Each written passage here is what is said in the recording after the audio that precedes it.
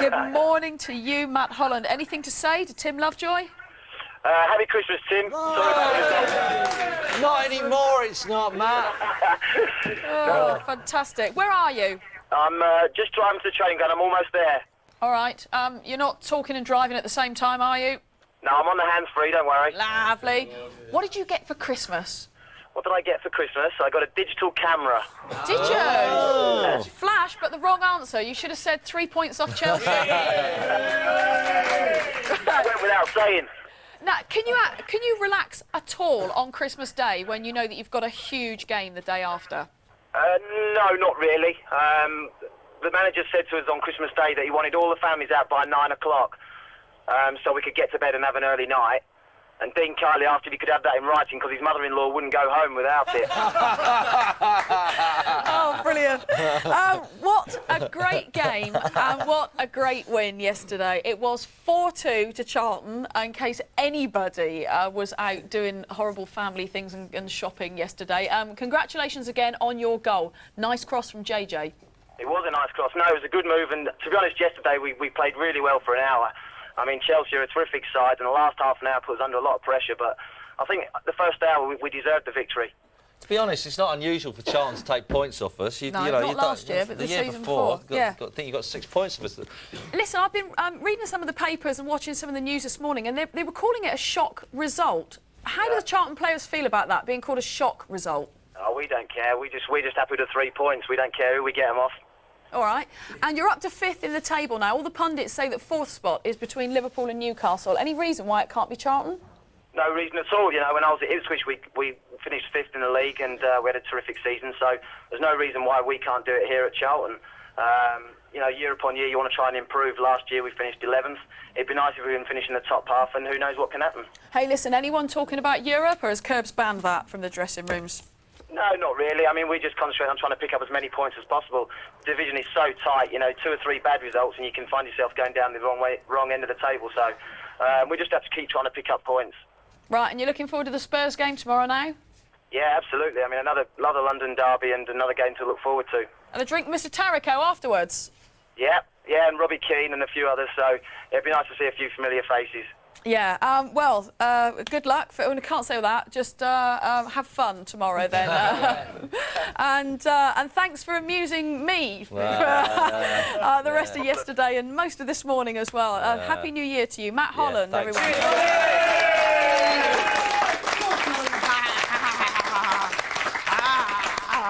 Now, and Martin Tyler. Boxing Day has a bit of a tradition for unusual results and unusual starts. And Herman Hreidarsson has given one here for Charlton Athletic. And when you've got people like Hreidarsson in the 6-yard box, all you have to do is help it on. That's all Hreidarsson does, a standing jump. He just angles ahead away to the goalkeeper, and it's a brilliant start.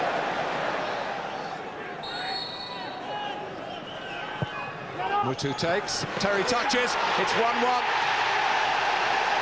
Inside the opening 10 minutes. And Charlton's lead hasn't lasted too long. What a run across the face from John Terry. I think it's Chris Perry who doesn't get close enough, Martin, but the movement is top bracket. Parker.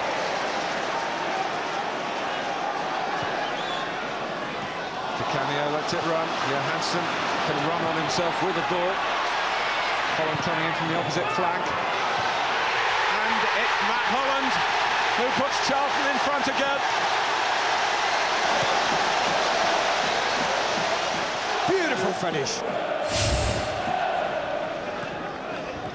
Bridge. And at least Chelsea got the ball into Charlton territory in the start of the second half without conceding. But here's Parker. To Canio, turns Terry, turn back again, and Johansson. They lead by 3 goals to 1, and Di Canio again, heavily involved.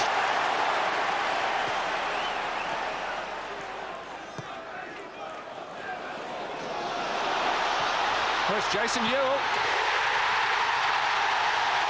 Christmas time, and Ewell's tide turns.